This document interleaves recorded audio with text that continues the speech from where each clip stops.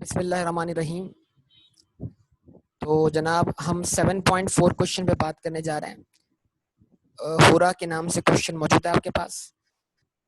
The following is an extract from trial balance of Hura at 31 December 2013। सारी values rupees in thousand में, और वही हमारी वाली अप्रोच जो पे किया और रिकॉर्ड किया। मतलब स्टेशनरी अकाउंट के लिए कितनी पेमेंट हुई है? 560। तो इसका मतलब क्या हुआ? 560 स्टेशनरी अकाउंट में क्या हुए हैं? डेबिट हुए हैं। रिस्पॉन्स करें बेटा। स्टेशनरी अकाउंट में 560 रुपए क्या हुए हैं? डेबिट हुए हैं। तो जो पे किया वो रिकॉर्ड किया, ठीक है। अच्छा जी, उसके बाद रेंट अकाउंट में कितनी पेमेंट हुई है? 900। जो पे किया वो रिकॉर्ड किया। रेट्स अकाउंट में कितनी पेमेंट हुई है? 380। जो पे किया वो रिकॉर्ड किया। लाइटिंग अकाउंट में कितनी पेमेंट हुई है? 590। जो पे किया वो रिकॉर्ड किया। इंश्योरेंस अकाउंट में कितनी पेमेंट हुई है? 260। जो पे किया वो रिकॉर्ड किया। वेजेस एंड सैलरीज में कितनी पेमेंट हुई है? 2970। जो पे किया वो रिकॉर्ड किया। अब मेन सबसे चीज ये है कि एग्जामिनर या हमसे रिक्वायरमेंट में क्या मांगा जा रहा है। तो पहले आप रिक्वायरमेंट पढ़ लें।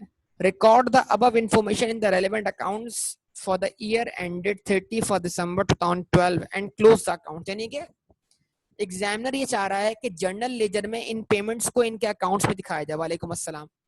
जर्नल लेजर में इन पेमेंट्स को इनके अकाउंट्स में दिखाया जाए।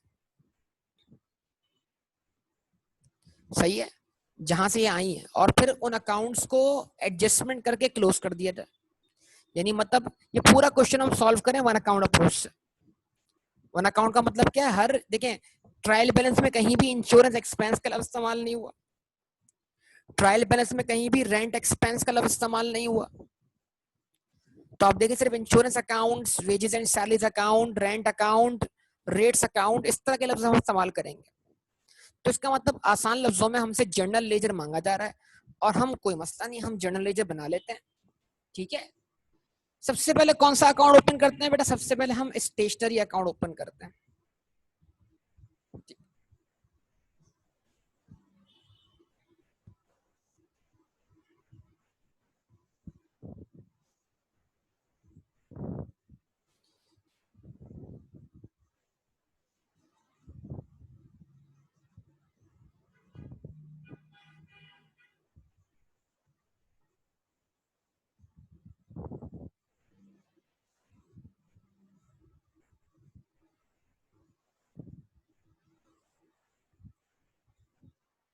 और इस अकाउंट की हम वो पिक्चर शो करते हैं आपके सामने कि भाई अगर ये अकाउंट जो है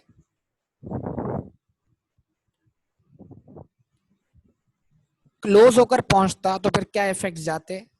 statement of comprehensive income and statement of financial position.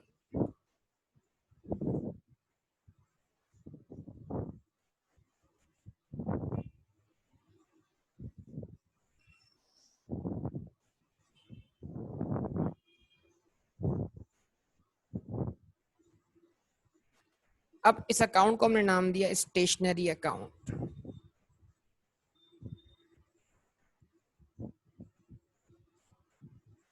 ठीक है। ये ईयर हमारा 2013 है।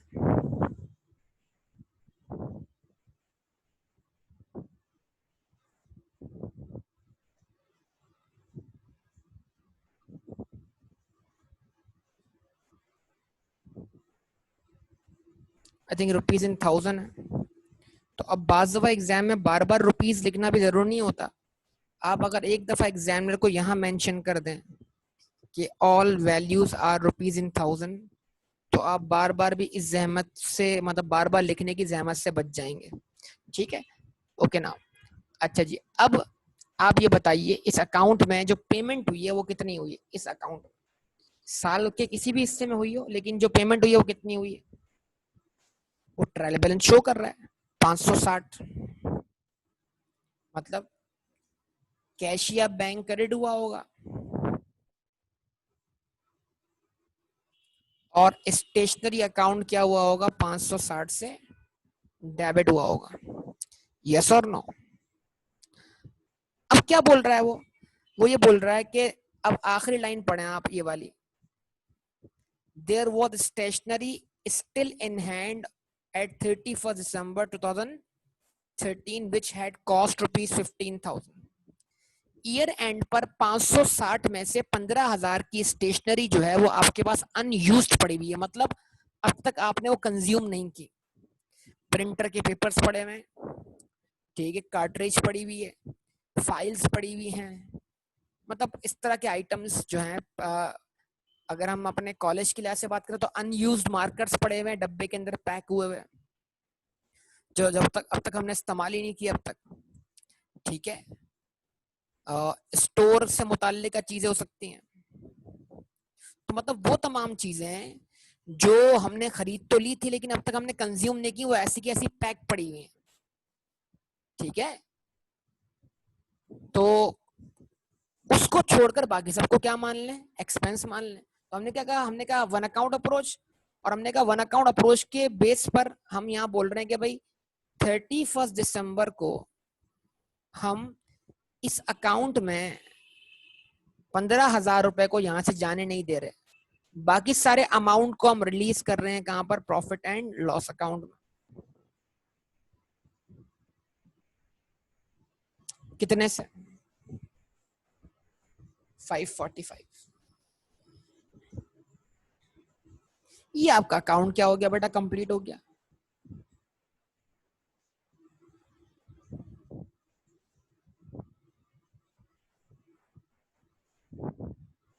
बताइए इसमें क्या दुश्वारी है आपको, कोई दुश्वारी वाली बात नहीं है, चलें कोई मसला नहीं, अगले अकाउंट की तरफ मूव करते हैं। अब हो ही जाना है, अब सॉल्यूशन एक हो ही जाना है यार, वीडियो बनी जाए सॉल्यूशन की, क्वेश्चन बैंक भी आईकैप का पूरा वीडियो फॉर्म में सॉल्व हो ही जाए, ये कारनामा भी हो ही जाए।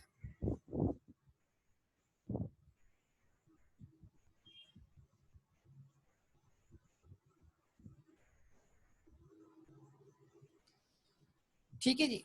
अच्छा, अब अगला अकाउंट हमारे पास क्या दिख रहा है ट्रायल बैलेंस में बेटा, रेंट अकाउंट दिख रहा है। रेंट अकाउंट के हेड में कितनी पेमेंट हुई हुई है,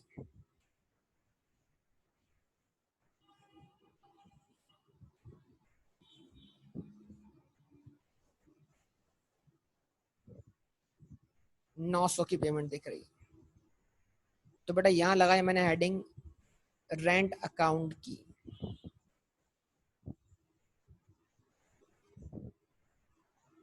two thousand thirteen rent account के लिए पेमेंट हुई हुई है 900 की, मतलब रेंट अकाउंट डेबिट हुआ होगा, 900 से कैश या बैंक क्या हुआ होगा, क्रेडिट हुआ होगा, यस और नो, बताइए,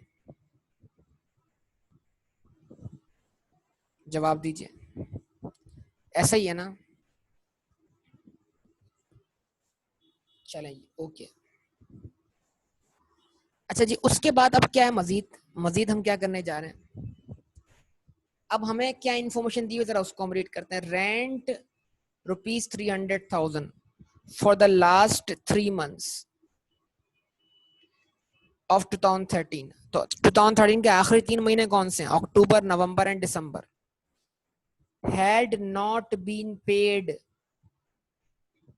वो अक्रूड हो चुका है लेकिन पे नहीं हुआ। इसका मतलब क्या हुआ, ड्यू हो चुका है, पे नहीं हुआ, मतलब आपको जो अपना एक्सपेंस ज्यादा ट्रांसफर करना है प्रॉफिट एंड लॉस अकाउंट में, वो एक्सपेंस यानी 900 तो आपने प्रॉफिट लॉस अकाउंट में भेजने ही भेजने हैं, लेकिन 900 में 300 और इजाफी भेजने हैं, यस और नो। सारे कॉन्सेप्ट आपको बताया मैं।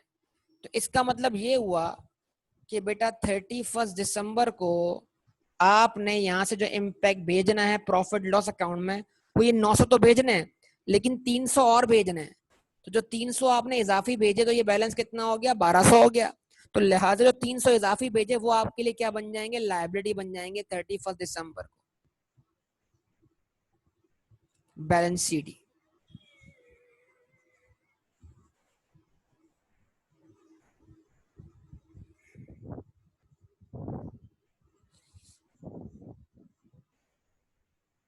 बताइए,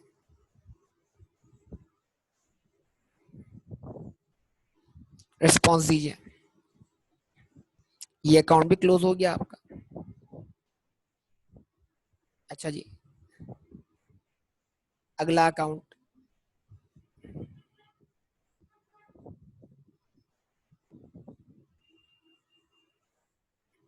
अगला अकाउंट क्या है?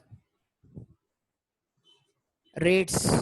यहां मसला हो रहा है, वो कह रहा है रेट्स अकाउंट में मसला हो रहा है, कोई इशू नहीं।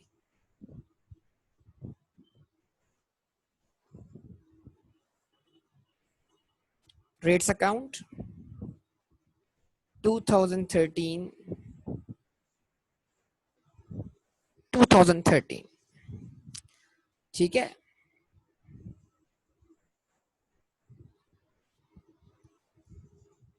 रेट्स अकाउंट आपका कितनी पेमेंट शो कर रहा है? 380 की। तो जो पे किया वो रिकॉर्ड किया, यस और नो? जो पे किया वो रिकॉर्ड किया। रेट्स अकाउंट कितनी पेमेंट शो कर रहा है? 380 की। तो इसका मतलब क्या हुआ?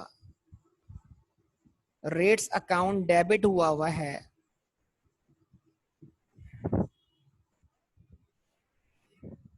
380 से। रेट्स अकाउंट डेबिट हुआ है 380 से, सही है? रिस्पॉन्स दे बेटा, रिस्पॉन्स दे। रेट्स अकाउंट डेबिट हुआ है 380 से। अब हम पढ़ते हैं इसके मुतालिक information. Of the rates, of the rates मतलब 380 में से, ठीक है। ऑफ द रेट्स क्या कहता है? Of the rates ₹280 was for the year ended March 31st 2014।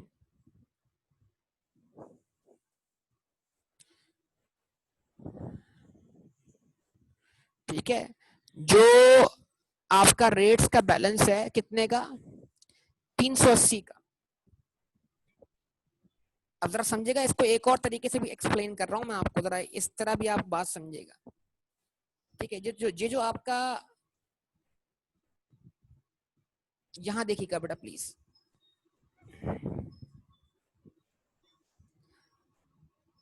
ये जो आपका 380 का बैलेंस है, इसके दो हिस्से हैं।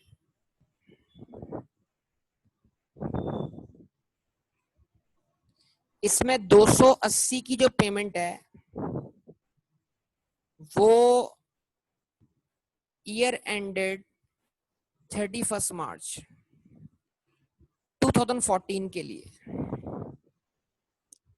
यानी 380 में जो 280 की पेमेंट है उसके 12 महीने पूरे कहां हो रहे हैं बेटा?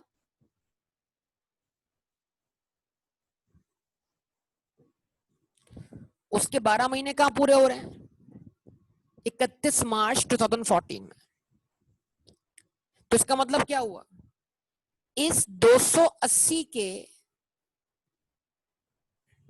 9 मंथ्स क्या हो गए?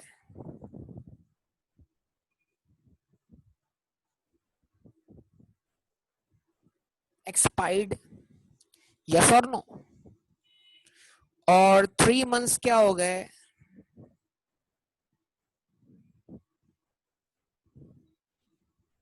प्रीपेड, सही है। क्लियर चल रहे हैं बेटा? तो जरा 2,80,000 को डिवाइड बाय 12 करके जरा 9 मंथ्स के बराबर बैलेंस निकालो। 2,10,000। और 3 मंथ्स का बैलेंस 70,000।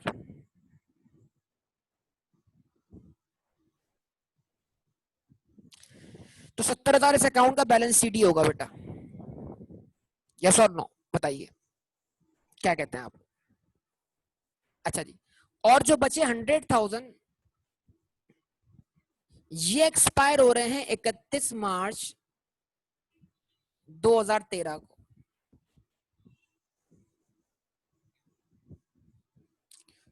तो ये भी एक्सपायर्ड हो गए, हुए कि नहीं हुए?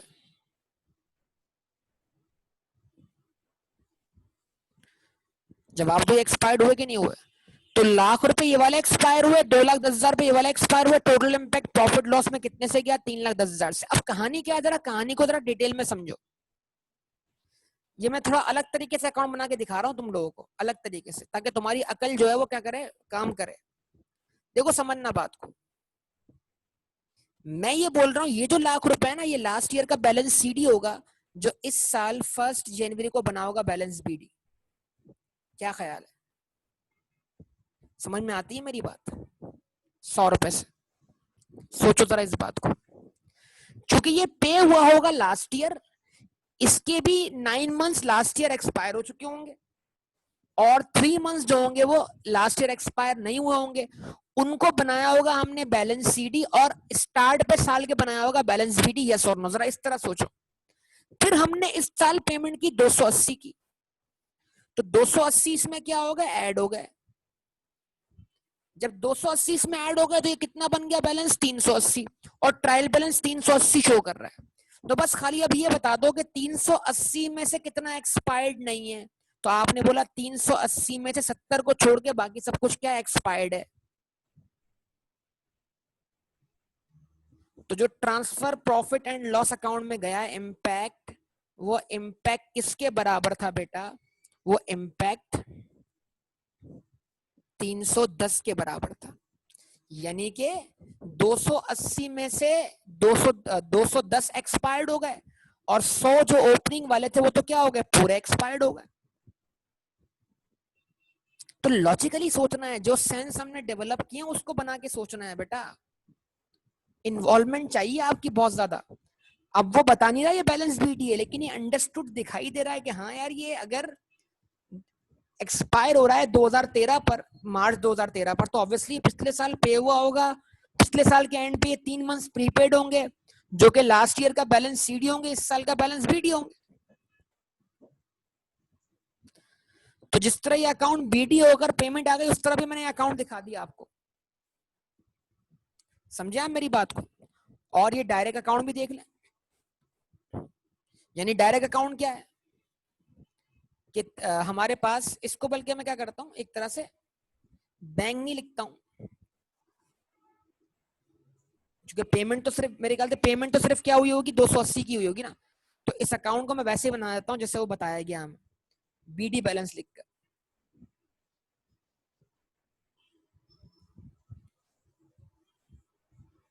अभी प्रॉपर अकाउंट यहां पर आ जाएगा।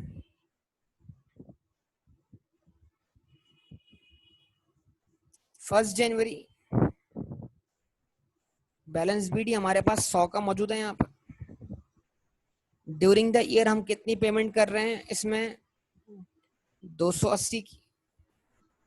31 दिसंबर को 280 में से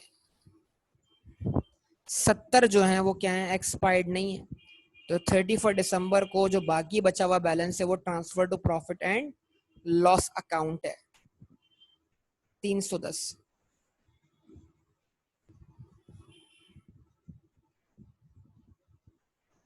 ये अकाउंट क्या हो गया? क्लोज हो गया। बताइए बेटा, आप बोलिए, कोई मसला हो तो बताइए इसमें। अच्छा जी, अगला अकाउंट कौन सा है हमारे पास बेटा? अगला अकाउंट है लाइटिंग एंड हीटिंग।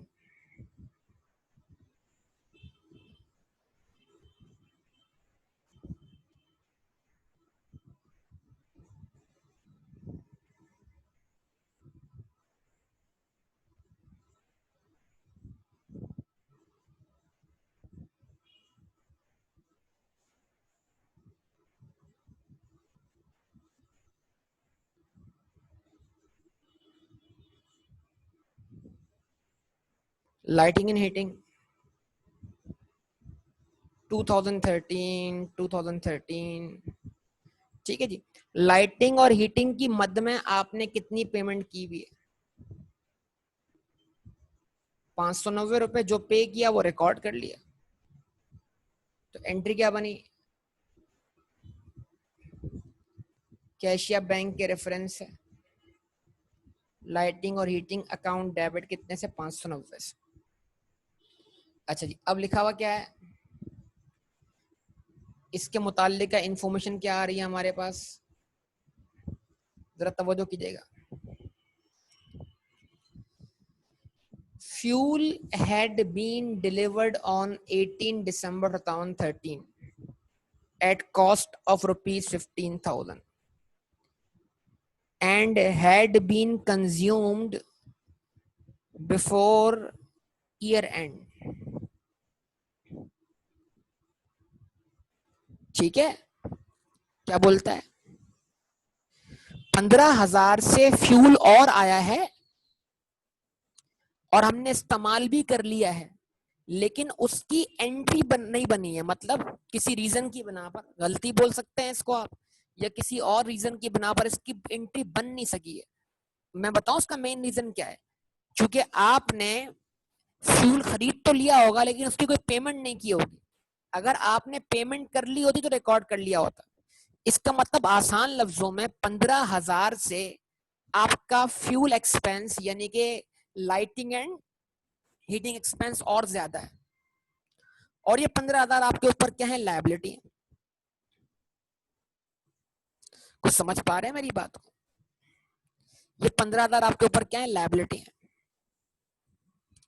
तो अब आप क्या करें, वन अकाउंट अप्रोच में आप ये करें कि आप 15,000 देखें, अगर आप वन अकाउंट फॉलो नहीं करते, आप लाइटिंग और हीटिंग एक्सपेंस अकाउंट बनाते तो फिर आपको एडजस्टमेंट करनी पड़ती, lighting and heating expense debit, lighting and heating payable credit. लेकिन क्योंकि हम कौन सी अप्रोच फॉलो कर रहे हैं, वन अकाउंट अप्रोच फॉलो कर रहे हैं, तो लिहाजा हम क्या करेंगे, जो एक्सपेंस मौजूद है लाइटिंग एंड हीटिंग अकाउंट में उसको 15 से ज्यादा ट्रांसफर कर देंगे, तो इजाफी 15 हमारे लिए क्या बन जाएंगे, बैलेंस शीट लायबिलिटी का। क्या मेरी बात समझ में आ रही है बेटा आप लोगों को? जरा देख ले मैं किस तरह करता हूँ सॉल्व। तो लाइटिंग और हीटिंग क्या है, 590 है। तो अगर लाइटिंग और हीटिंग को मैं ट्रांसफर करता हूं प्रॉफिट एंड लॉस अकाउंट में, 15 से ज्यादा, 590 प्लस 15, 605। तो मैंने प्रॉफिट लॉस अकाउंट में 605 से ट्रांसफर किया इसको, तो जो मैंने 15,000 ज्यादा ट्रांसफर किए वो मेरे लिए क्या बन जाएंगे, बैलेंस सीडी। कितने से, 15 से, ऐसे ही।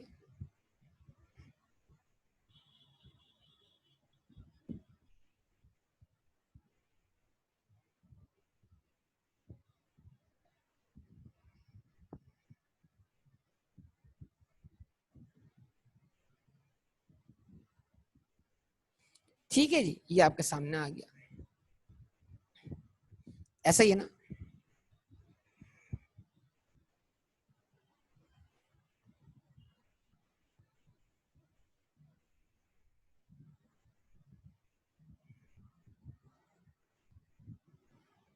नेक्स्ट अकाउंट हमारे पास कौन सा आ रहा है, इंश्योरेंस अकाउंट आ रहा है। तो इंश्योरेंस अकाउंट ओपन कर लेते हैं।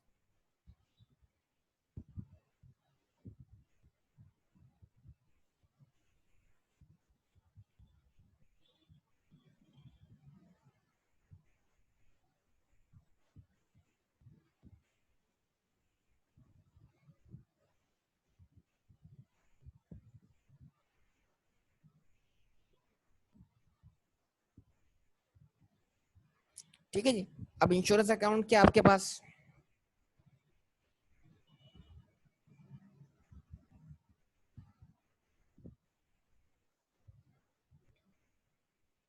इस अकाउंट में कितनी पेमेंट मौजूद है बेटा, इस अकाउंट में पेमेंट है 260 की। इसका मतलब क्या, ड्यूरिंग द ईयर 260 से इंश्योरेंस पे हुआ और रिकॉर्ड हुआ, या इसमें ओपनिंग बैलेंस भी हो सकता है, मतलब सब मिलाकर जो भी इस अकाउंट का टोटल बैलेंस है वो आपके सामने है। ठीक है, तो ये आपने क्या कर दिया जनाब, अगर ये पूरा इस साल पे हुआ है तो बैंक का रेफरेंस 260 से। अब ईयर एंड पे क्या बता रहा है हमें, ईयर एंड पर ये बता रहा है हमें कि ₹17,000 for the of the insurance paid was in respect of insurance cover for the year 2014। 70,000 जो है वो आने वाले साल से बिलोंग करते हैं। अब वो आने वाले साल में किस पॉइंट पे एक्सपायर होंगे ये बताया नहीं जा रहा, मतलब ये पूरे 70,000 रुपए, जैसे पिछले क्वेश्चन में बताया था कि जो आपके 280 थे वो उसमें वो उसके 12 महीने पूरे हो रहे हैं आने वाले साल मार्च तक। तो लेकिन हमने क्या किया था, उसमें हमने 9 महीने एक्सपायर माने थे, 9 महीने प्रीपेड, 3 महीने प्रीपेड माने थे। लेकिन यहाँ तो कोई डेट नहीं बताई गई ना, मतलब कि 2014 में किस पॉइंट पे एक्सपायर हो रहे हैं, मतलब ये पूरे 70,000 जो हैं वो आने वाले साल से बिलोंग करते हैं। इस पूरे 70,000 को क्या कर दो आप, प्रॉफिट लॉस में जाने ना दो, ठीक है। तो अब इसका मतलब क्या हुआ, आपने कहा 31 दिसंबर को कि 260 में से 70,000 तो हो गया हमारा बैलेंस शीट प्रीपेड का, तो बाकी सारा बैलेंस आपने रिलीज कर दिया और कहां भेज दिया, प्रॉफिट एंड लॉस अकाउंट।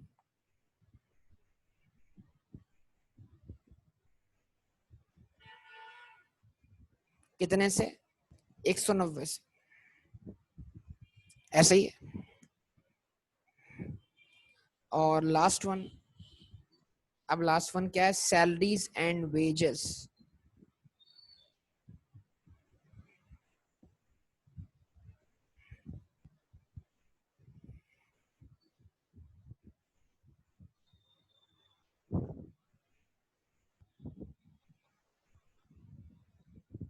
ठीक है,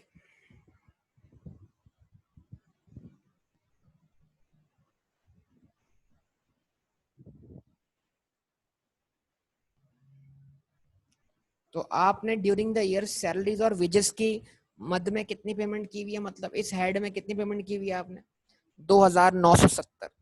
तो एंट्री क्या बनी, salaries and wages account debit हो गया,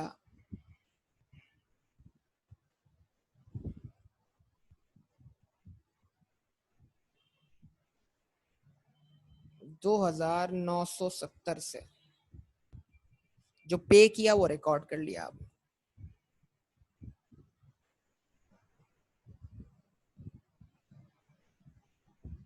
ठीक है। अच्छा जी, अब लिखा हुआ क्या है, कहता है नथिंग वॉज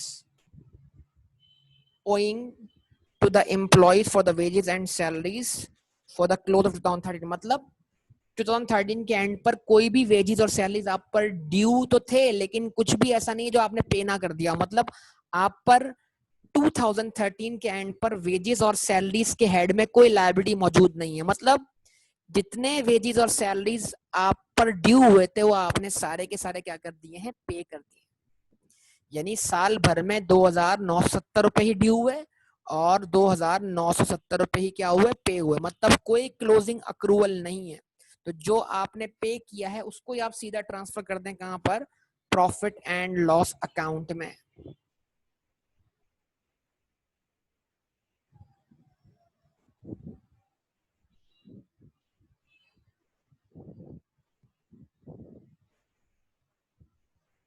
दो हजार उनसत्तर। अच्छा, जहां जहां हमने बेटा बैंक लिखा है ना, वहां वहां हम बैलेंस बीडी भी लिख सकते हैं, क्यों, इसलिए कि एंट्रीज तो पहले बन चुकी हैं अकाउंट में, तो हम उन बनाए हुए अकाउंट को दोबारा से रीओपन कर रहे हैं एक तरीके से। तो अगर मैं बैंक ना लिखूं, मैं बैलेंस बीडी लिखूं, तो मतलब क्या हुआ भाई, वो वाली बैंक वाली एंट्री तो बन चुकी है, एंट्री बनने के बाद वो बैलेंस ट्रायल बैलेंस तक पहुंचा है, अब हम उस बैलेंस को ट्रायल बैलेंस से दोबारा रीओपन कर रहे हैं ताकि हम उस पर क्या पास कर सकें, एडजस्टमेंट। तो आप अगर यहाँ पर बैंक के बजाय बैलेंस बीडी भी इस्तेमाल करेंगे तो ये ज्यादा सही होगा, क्यों, क्योंकि वो एंट्रीज तो ऑलरेडी रिकॉर्डेड है ना बेटा, वो एंट्रीज तो ऑलरेडी रिकॉर्डेड है।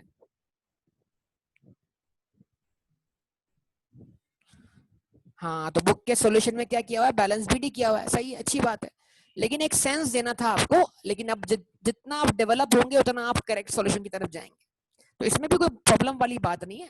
बस समझाने की खातिर मैंने क्या किया, आपको समझाया कि भाई साल भर में इतनी पेमेंट आई है, ताकि आपको ये समझ लग सके जनाब कि पेमेंट इस तरह रिकॉर्ड हुई है, लेकिन ऑब्वियसली वो पेमेंट तो ऑलरेडी रिकॉर्डेड है, जब भी तो वो ट्रायल बैलेंस तक पहुंची है ना। तो आप इन तमाम, जहां जहां मैंने बैंक का लफ्ज इस्तेमाल किया, वहां वहां आप बैलेंस बीडी का लफ्ज इस्तेमाल कर सकते हैं कि ये बैलेंस आपने ट्रायल बैलेंस से दोबारा रीओपन कर लिया, समझे बेटा। टीबी का मतलब ट्रायल बैलेंस है यार, ट्रायल बैलेंस, इतना थोड़ा सा क्या करो, ट्रायल बैलेंस ही टीबी है ना, तो ट्रायल बैलेंस से आपने बैलेंस दोबारा पिक कर लिया। सब बेटा क्लियर यहाँ तक, कोई मसला, आसान क्वेश्चन था, कोई मुश्किल बात नहीं, लेकिन फिर भी बात यह है कि आप लोग जितना इसमें एंगेज रहेंगे उतना आपको सीखने को मिलेगा। चलें आगे, अगला सवाल, निंजा।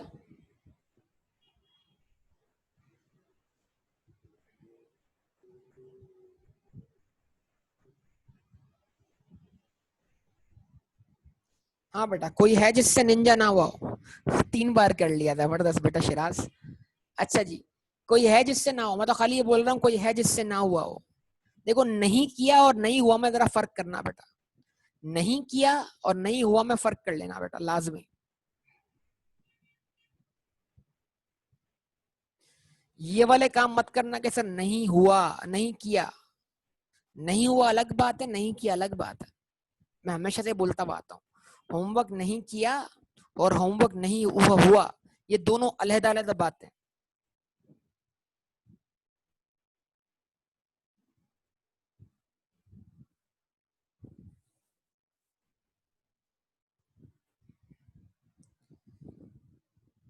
बताइए,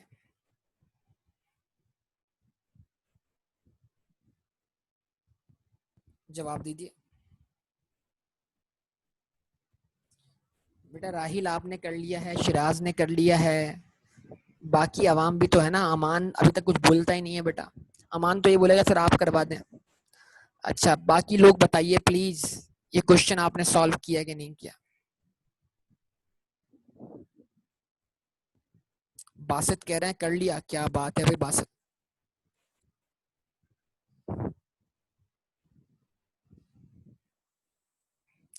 और बाकी लोग, और बाकी लोग,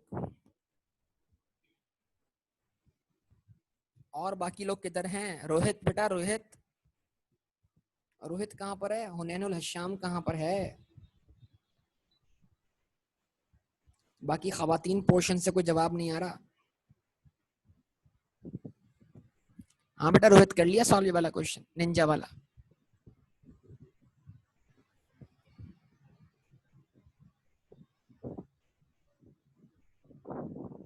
फिर बेटा कब करेंगे हम इसको? कल भी पूछा था बेटा मैंने। जी, और बाकी लोग, और बाकी लोग।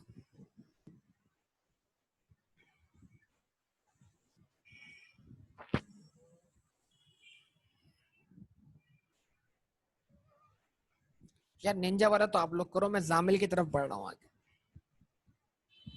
ओके।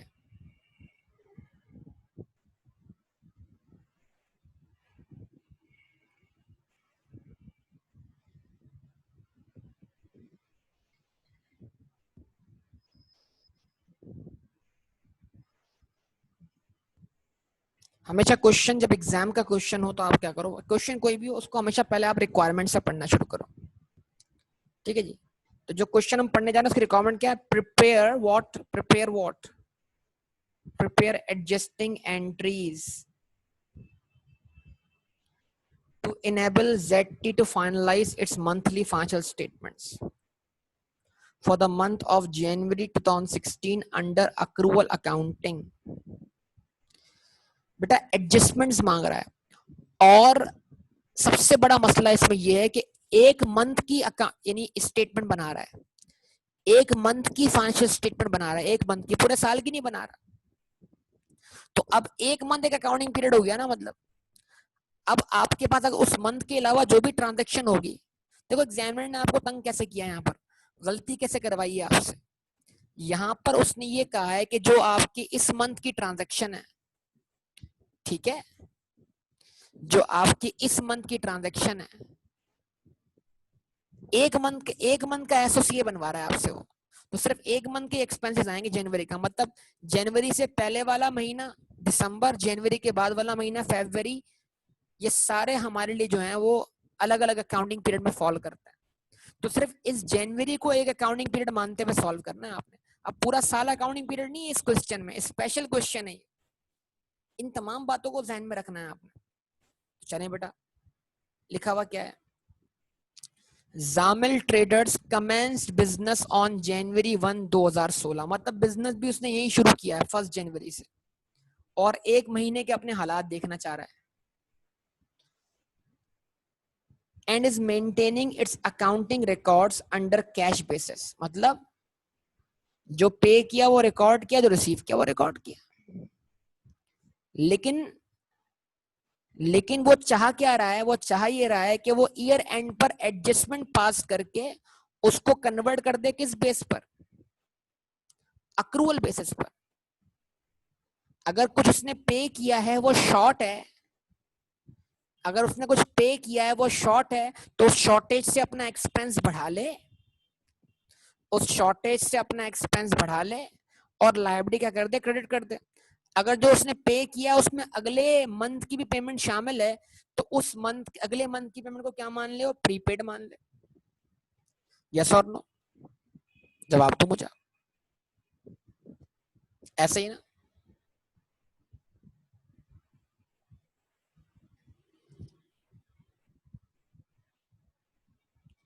तो अब आप मुझे बताओ, चलो देखो जरा आप क्या लिखा हुआ है। 8 जनवरी को उसने 1 ईयर्स ऑफिस रेंट पे किया एडवांस में, अमाउंटिंग टू ₹1.2 मिलियन। ठीक है, उसने पूरे साल का क्या कर दिया,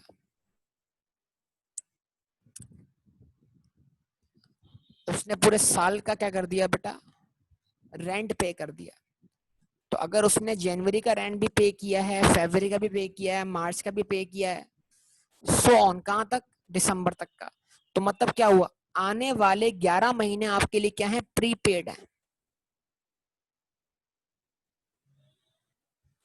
यस और नो?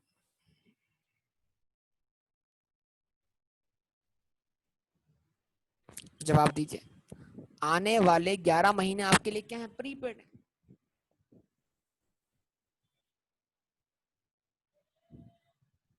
जवाब दीजिए। तो अब क्या करें, क्या एडजस्टमेंट बनाए, क्योंकि यहाँ पर तो एडजस्टमेंट बन सकती है 2 तरीकों से। तो अब हम कौन सी वाली एडजस्टमेंट बनाए, जरा आप मुझे बताइए। 11 महीने के बैलेंस को प्रीपेड बनाकर क्रिएट करें, या 1 महीने की एक्सपायरी को रिकॉर्ड करें, क्या कहते हैं, क्या करें बताइए।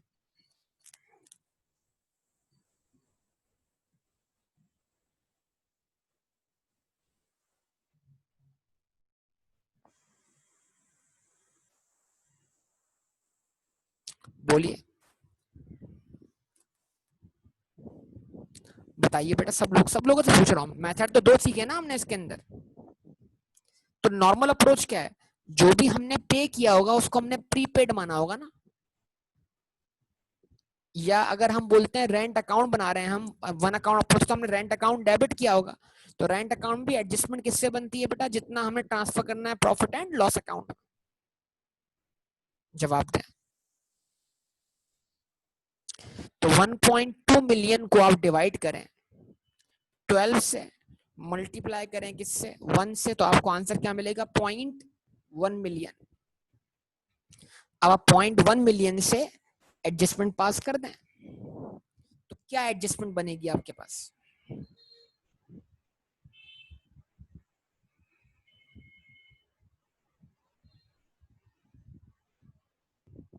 और ये एडजस्टमेंट कहां बन रही है,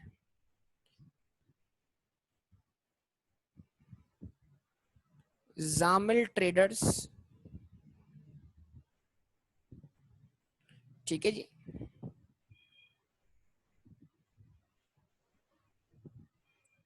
जनरल जर्नल। ठीक है, और क्या बना रहे हैं हम लोग यहाँ पर, एडजस्टमेंट्स।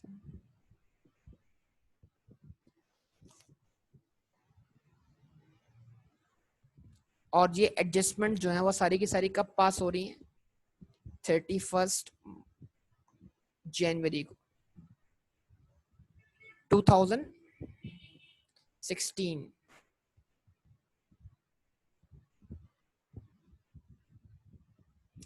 तो हमें पेमेंट वाली एंट्री रिकॉर्ड नहीं करनी बेटा, हाँ वो अज्यूम करें कि वो एंट्री जो है रिकॉर्ड हुई हुई है पेमेंट वाली। आपने करना क्या है कि आपने डायरेक्ट पास कर लेनी है एडजस्टमेंट्स।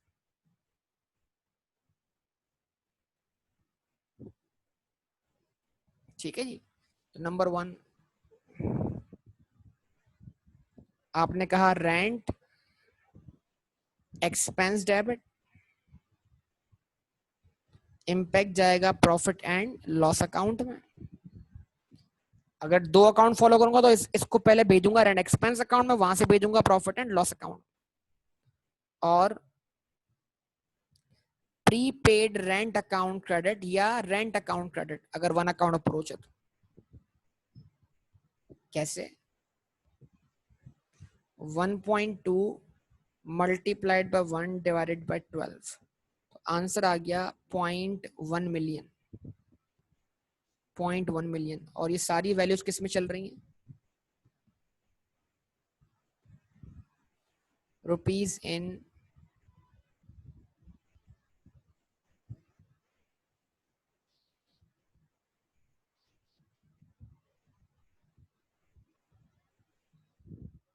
मिलियन। ठीक है,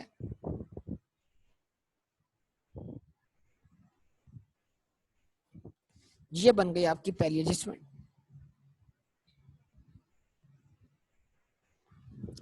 अच्छा जी, क्या कहता है? Advance payment of ₹20 million was made against purchase order.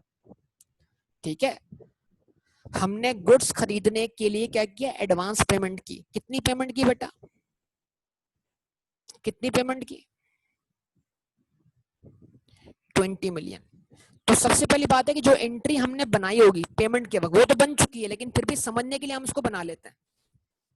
तो जब 20 मिलियन हमने पे किए होंगे उस वक्त क्या एंट्री बनाई होगी? तो जो 20 मिलियन पे करते वक्त की एंट्री है वो हमसे नहीं पूछी जा रही, वो मैं आपको अलग से समझा रहा हूं। ठीक है, और जो अलग जो एंट्री रिक्वायर्ड नहीं है ना, वो मैं आपको अलग से समझा रहा हूँ। देखो बड़ी मैंने क्या बोला, कल भी मैं आपको बार बार एक बात बोलता हुआ आ रहा हूँ कि देखो जब एंट्री समझ ना आ रही हो ना, तो जो काम सबसे आसान हो पहले वो कर लिया करो।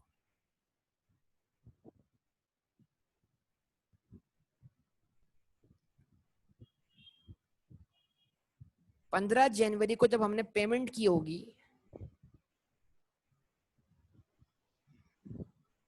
तो कंफर्म कैश या बैंक तो हमारी जेब से क्या होगा? क्रेडिट हुआ होगा ना बेटा। पेमेंट हुई है शिराज, तो कैश या बैंक हमारी जेब से क्रेडिट हुआ, तो इस पेमेंट के बदले हमें कुछ मिला नहीं है। यस और नो? देखो हमेशा एक सही बात सोच लोगे दूसरी बात मिल जाएगी। मतलब कैश या बैंक हमारी जेब से पैसा गया है, एडवांस पेमेंट हमने कर दी है। किसको की है? उस शख्स को की है जिससे हम गुड्स परचेज करेंगे। क्यों करेंगे? हम उसको बेचेंगे। यानी इन्वेंट्री खरीदने के लिए मैंने एडवांस पेमेंट कर दी है। यस और नो? तो अगर इन्वेंट्री खरीदने के लिए मैंने एडवांस पेमेंट कर दी है और अभी मुझे इन्वेंट्री मिली नहीं है, तो कैश या बैंक तो क्रेडिट हो गया। अब मैं इन्वेंट्री डेबिट नहीं कर सकता क्योंकि इन्वेंट्री तो मुझे मिली नहीं है अब तक, मैंने तो पैसा एडवांस में दे दिए। तो क्या बोलूंगा मैं इसको ना, मतलब एक बात तो होगी कि बैंक क्रेडिट हो गया। अब मैं डेबिट क्या करूं? तो कोई भी अकलमंद बंदा जो है कम से कम वो एडवांस डेबिट कर सकता है कि नहीं कर सकता? एडवांस, और इसका पूरा नाम क्या होगा? Advance to supplier. सप्लायर वो शख्स है जो आपको गुड्स क्या करेगा? बेचेगा। और ये एडवांस एक तरह से मेरे लिए एसेट है। मतलब या तो इस एडवांस के बदले मुझे मेरी गुड्स वापस गुड्स मिलेंगी मुझे इस एडवांस के बदले, और मुझे अभी मजीद कोई पेमेंट नहीं करनी पड़ेगी, या फिर इस एडवांस के बदले अगर गुड्स नहीं मिली तो मेरा दिया हुआ एडवांस मुझे क्या होना चाहिए? वापस मिल जाना चाहिए। यस और नो बताइए आप सब लोग। तो ये एडवांस मेरे लिए एसेट है और जिसने रिसीव किया उसके लिए क्या है? लायबिलिटी है। जवाब दीजिए। तो अब अगर इस एडवांस में से मुझे 60% एडवांस के बराबर गुड्स मिल चुकी हैं और वो गुड्स मिलने की मैंने कोई एंट्री पास नहीं की, तो जरा बताइए मुझे क्या एडजस्टमेंट पास करनी चाहिए? कि भाई अब मैं एडवांस के 60% बैलेंस जरा निकालना, 20 का 60%, यानी मैं एडवांस के 60% बैलेंस के बराबर सप्लायर से अब पैसे वापस मांग नहीं सकता।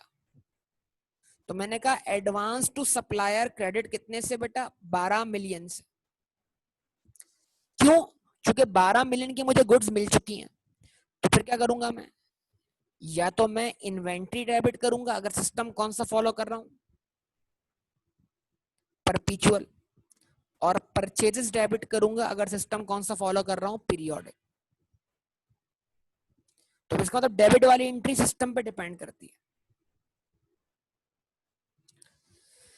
यानी जो मैंने एडवांस दिया था उसके बदले मुझे इन्वेंट्री मिल गई, तो इन्वेंट्री डेबिट या परचेजेस डेबिट और एडवांस क्रेडिट। और स्टिल एडवांस कितना बचा हुआ है, 8 मिलियन का, जिसके अगेंस्ट अभी तक मुझे गुड्स मिली नहीं है। वो 8 मिलियन का एडवांस मेरे लिए एसेट है, क्योंकि या तो मुझे 8 मिलियन वापस मिलेंगे या उसके बदले मुझे मुस्तकबिल में क्या मिलेंगी, गुड्स मिलेंगी। यस और नो बेटा बता दीजिए आप। कौन सी मुश्किल बात है? तो ख्याल रखिएगा, सोल्यूशन 15 जनवरी वाली एंट्री नहीं है, वो एंट्री बनाई जा चुकी है। एग्जामिनर हमसे उस एंट्री पे क्या मांग रहा है, एडजस्टमेंट मांग रहा है। तो मैंने वर्किंग में इसलिए बनाई था कि आपको समझ लग सके जनाब कि जब 15 जनवरी को पैसे हमने दिए होंगे तो क्या एंट्री बनी हुई है पहले से ही। वो एंट्री जो बुक्स में पहले से मौजूद है वो सोल्यूशन नहीं है, उस एंट्री पर एडजस्टमेंट हमारा सोल्यूशन है। तो इस बात का ख्याल रखें आप अच्छी तरीके से। उसके बाद 21 जनवरी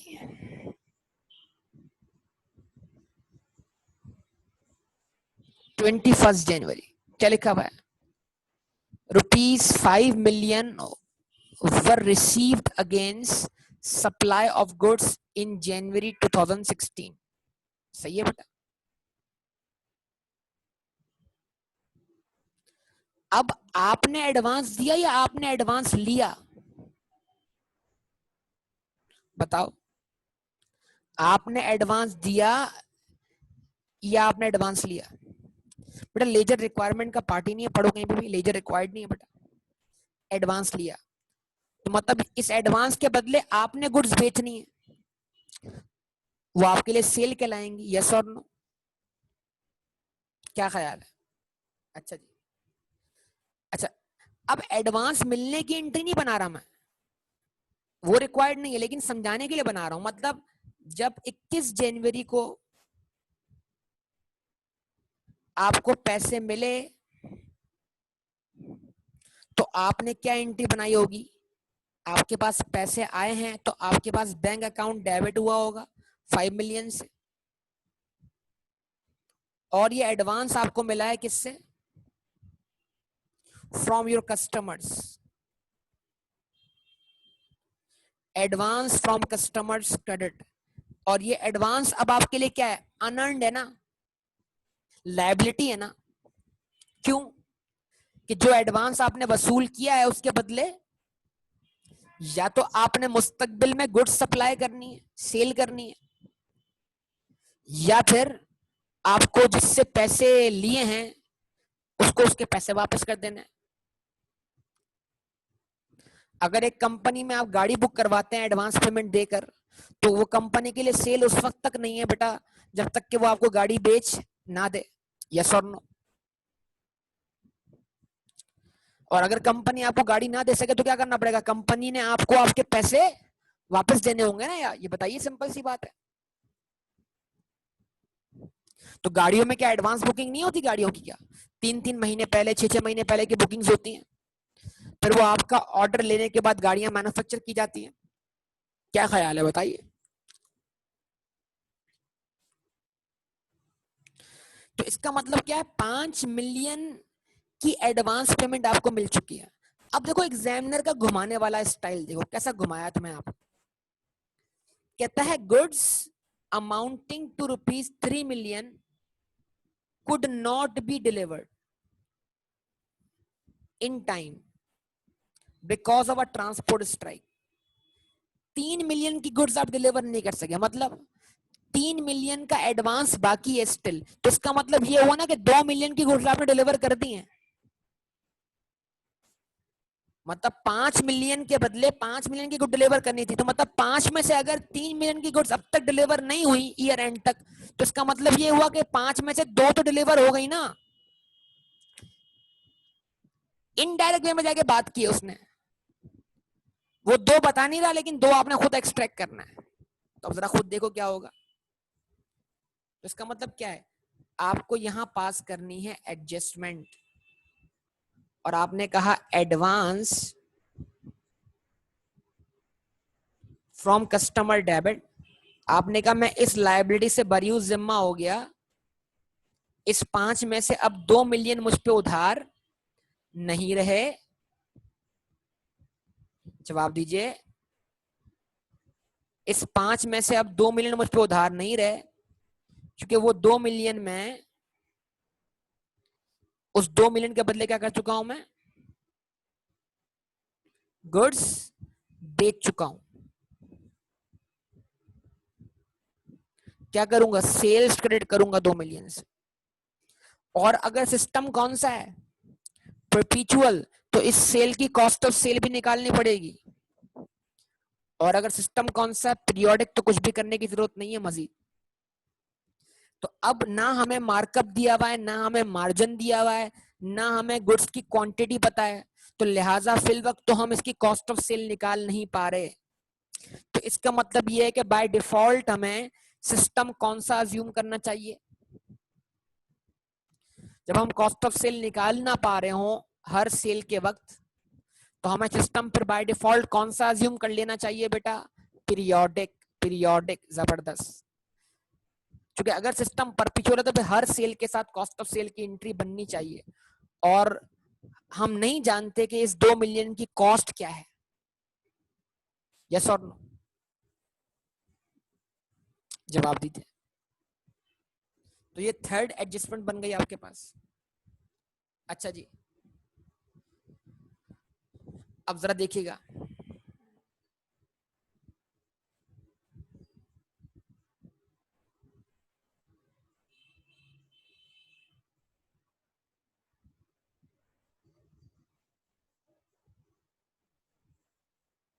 अब अगला हिस्सा आपके पास क्या आ रहा है।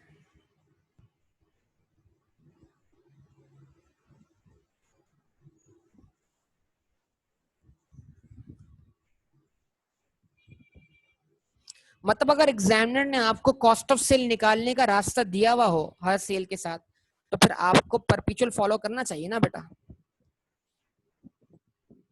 समझे या नहीं।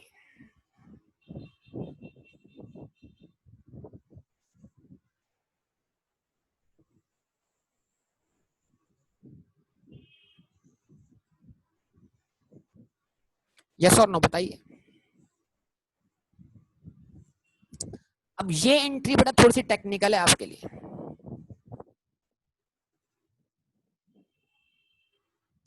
ये जो एंट्री है ना, कौन सी वाली एंट्री, ये थोड़ी मुश्किल एंट्री है। कौन सी वाली एंट्री मुश्किल है बेटा,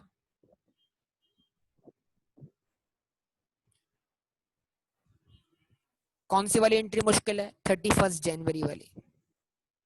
नहीं बेटा, इजी नहीं है। Sales was booked on receipt of a check amounting to rupees 0.9 million, which represents the price of goods supplied net of 10% cash discount. आपको 31 जनवरी को पैसे मिले हैं, कितने पैसे मिले हैं, 0.9 मिलियन। किसके बदले, उन गुड्स के बदले जो आपने सेल की थी। कब सेल की थी ये पता नहीं है, यानी ऑब्वियसली जनवरी के मंथ में कहीं सेल की होंगी। और क्योंकि ये बंदा जो है वो कैश बेसिस अकाउंटिंग फॉलो कर रहा है, तो जिस टाइम पे सेल हुई होगी उस टाइम पे तो उसने सेल रिकॉर्ड नहीं की होगी। यस और नो बताओ। इसने तो सेल पर उसी पॉइंट पे रिकॉर्ड की जब जब उसको क्या मिले, पैसे मिले। तो अब सवाल क्या है, पैसे मिले 10% डिस्काउंट कटने के बाद, पैसे मिले 10% डिस्काउंट कटने के बाद, तो अगर 0.9 मिलियन जो है वो 10% का डिस्काउंट माइनस करने के बाद है, तो 0.9 मिलियन बेस वैल्यू से 10% कम है, यानी 0.9 मिलियन जो है वो 90% के बराबर है। तो 0.9 को डिवाइड बाय 90 करें, मल्टीप्लाई बाय 100 करें, तो आपको सेल्स वैल्यू मिल जाएगी। यानी जिस वक्त आपने गुड्स बेची, यानी जिस वक्त आपने गुड्स बेची उस वक्त आपने क्या किया, जिस वक्त आपने गुड्स बेची उस वक्त आपने क्या किया, उस वक्त आपने कुछ रिकॉर्ड नहीं किया। हालांकि आपको जिस वक्त गुड्स बेची उस वक्त आपका राइट टू रिसीव एस्टैब्लिश हो गया था, और आपको राइट टू रिसीव एस्टैब्लिश होने की बेस पर सेल रिकॉर्ड कर देनी चाहिए। यस और नो। तो हम यहाँ पे वर्किंग देखें, हम अभी कोई एंट्री नहीं बना रहे, हम समझ रहे हैं कि भाई जिस वक्त सेल हुई थी उस वक्त हमें क्या करना चाहिए था, उस वक्त हमने कोई एंट्री पास नहीं की। लेकिन अगर हम अक्रूवल बेस अकाउंटिंग शुरू से फॉलो करते तो हम एंट्री बनाते अकाउंट रिसीवेबल डेबिट 1 मिलियन से, सेल्स क्रेडिट 1 मिलियन से। जवाब दीजिए, रिस्पॉन्स दीजिए, यस और नो। 0.9 जो है वो 90% के बराबर है, हम उसको लाते हैं 100 पर। तो जिस डेट पे हमारा राइट टू रिसीव एस्टैब्लिश होता है उस डेट पे हमें ये एंट्री बनानी चाहिए थी। अच्छा जी, अब अगर हम अक्रूवल बेस अकाउंटिंग फॉलो करते तो अब 31 जनवरी को हम पेमेंट रिसीव करते वक्त क्या एंट्री पास करते, हम पेमेंट रिसीव करते वक्त एंट्री पास करते बैंक डेबिट करते करते, मतलब हमने ये किया नहीं है। अगर हम ऐसा करते तो फिर पेमेंट के वक्त ये एंट्री बनती, बैंक डेबिट होता 0.9 मिलियन से, अकाउंट रिसीवेबल क्रेडिट होता कितने से, 1 मिलियन से। जवाब दें, जवाब दें बेटा। और डिस्काउंट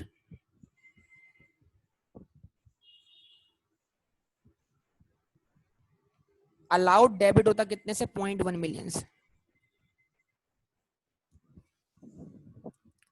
ठीक है, अब जरा देखो, अगर पेमेंट आ चुकी है तो रिसीवेबल डेबिट भी हो चुका और रिसीवेबल क्रेडिट भी हो चुका है, तो रिसीवेबल का आना और जाना तो कैंसिल हो गया ना। अकाउंट रिसीवेबल 1 मिलियन से क्रिएट हुआ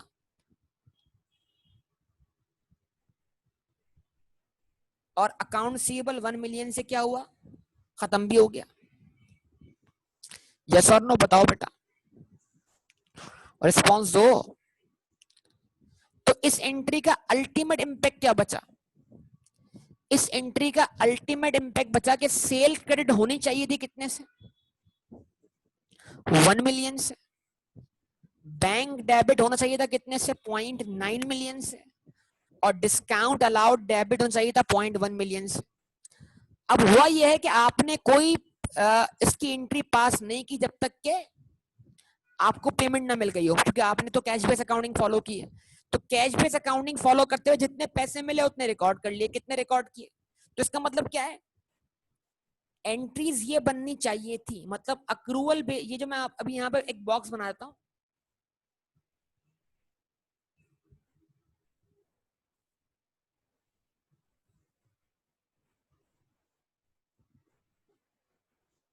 ये बॉक्स किस बात को रिप्रेजेंट कर रहा है कि ये अक्रूवल बेस पेमेंट, ये अक्रूवल बेस एंट्रीज हैं।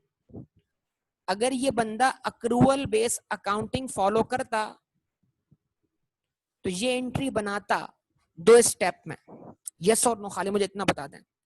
लेकिन क्योंकि उसने क्या फॉलो किया है,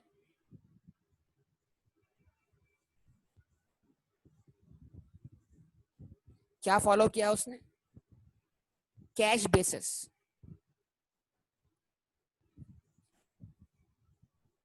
उसने क्या फॉलो किया है, कैश बेसिस। बताओ बेटा, जवाब दो। तो उसने 31 जनवरी को जो एंट्री बनाई है वो ये बनाई है, कैश या बैंक डेबिट 0.9 मिलियन से, सेल्स क्रेडिट कितने से, 0.9 मिलियन से। अब हम क्या करेंगे, जो एंट्री बननी चाहिए थी अक्रूवल बेसिस पर और जो एंट्री बनी है, हम दोनों को कंपेयर कर लेंगे बेटा, कंपेयर कर लेंगे, कंपेयर, आप कंपैरिजन कर लेंगे दोनों का। जरा कंपैरिजन परफॉर्म करके देखें। आप सब बताएं, अक्रूवल बेस के लिहाज से सेल कितनी रिकॉर्ड होनी चाहिए थी, 1 मिलियन, यस और नो। ठीक है, और कैश बेस के लिहाज से सेल रिकॉर्ड कितनी हुई है, 0.9 मिलियन। तो सेल का बैलेंस कितने से शॉर्ट है, सेल का बैलेंस कितने से शॉर्ट है, 0.1 मिलियन से। इसका मतलब क्या हुआ, मुझे एडजस्टमेंट बनानी है, मुझे सेल्स क्रेडिट करनी है, कितने से? सेल्स को बढ़ाने के लिए मुझे सेल्स को क्रेडिट करना है 0.1 मिलियन से, यस और नो? बताओ। अच्छा जी, बैंक कितने से डेबिट हुआ? 0.9 मिलियन से, और अक्रूवल बेस में भी बैंक डेबिट 0.9 से हुआ है, तो बैंक में कोई एडजस्टमेंट करने की जरूरत नहीं है। लेकिन अक्रूवल बेस अकाउंटिंग के अंदर मुझे एक बैलेंस ज्यादा दिख रहा है, कौन सा? डिस्काउंट अलाउड का 0.1 मिलियन, जो कि यहाँ कैश बेस में मौजूद नहीं है। तो इसका मतलब क्या हुआ? मुझे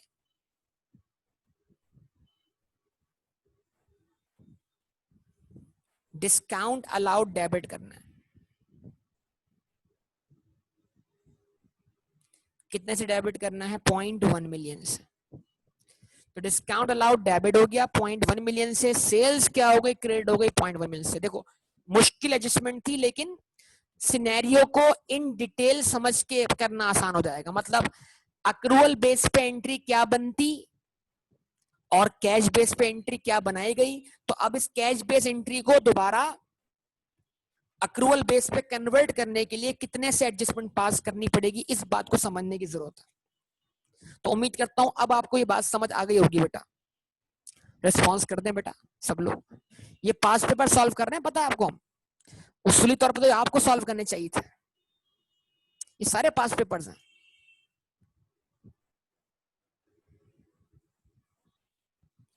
अच्छा जी, सही है, तो आगे बढ़ जाओ ना, फिर कोई टेंशन तो नहीं है ना? अच्छा, उसके बाद 1 फरवरी, payment of salaries and wages for the month of January amounted to ₹0.5 million. जनवरी के मंथ की जो सैलरी और वेजेस पे हुई हैं वो 0.5 मिलियन से पे हुई हैं, तो जो पे किया वो रिकॉर्ड कर दिया, यस और no? This amount includes 0.02 million paid to an employee as advance salary for the month of February 2016। इस 0.5 मिलियन में से 0.02 मिलियन जो है वो एडवांस सैलरी है, जो कि आने वाले अकाउंटिंग पीरियड से बिलोंग करती है। तो क्या करें, आपने जब सैलरी पे की होगी 0.5 मिलियन से, तो आपने 0.5 मिलियन से एक्सपेंस रिकॉर्ड किया होगा, यस और नो बताइए? क्योंकि मेजोरिटी इसमें एक्सपेंस ही है, प्रीपेड तो रिकॉर्ड करने से रहा इसको। अब इसमें जो छोटा सा एलिमेंट मौजूद है अगले अकाउंटिंग पीरियड का, उसको एक्सपेंस रिवर्स करके क्या बना दें? एसेट बना दें, प्रीपेड बना दें, एडवांस बना दें, यस और नो? तो क्या करेंगे आप?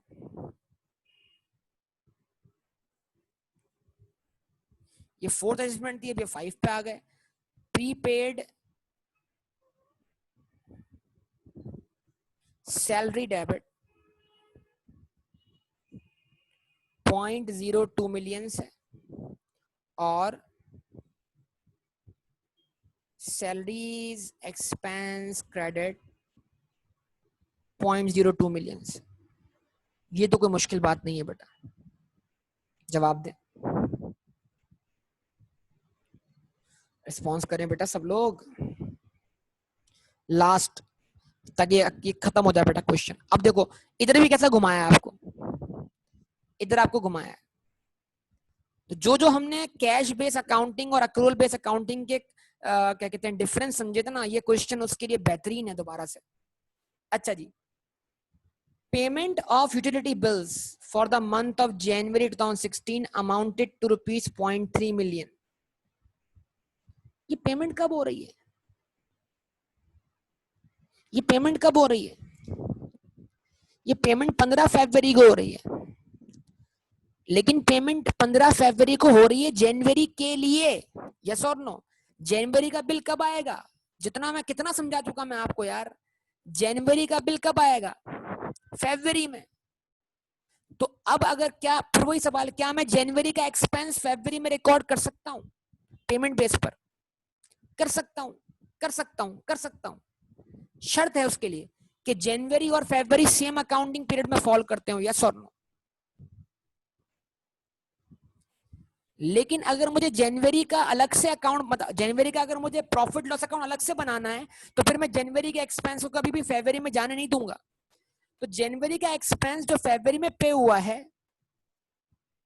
अगर मुझे वो एक्सपेंस जनवरी में ही रिकॉर्ड करना है तो जनवरी के एंड तक तो वो एक्सपेंस पेड नहीं था ना बेटा, तो फिर 31 जनवरी को जनवरी का यूटिलिटी बिल जो है वो ड्यू हो चुका था लेकिन पे नहीं हुआ। तो जनवरी के लिहाज से सोचो कि 31 जनवरी को ये अमाउंट हम पर ड्यू हो चुका है लेकिन पे नहीं हुआ, तो हम क्या करेंगे, इसकी अक्रूड एक्सपेंस की एंट्री बना देंगे 31 जनवरी को। और क्या एंट्री बनाएंगे, यूटिलिटी एक्सपेंस डेबिट, कितना अमाउंट है 0.3 मिलियन है, और यूटिलिटी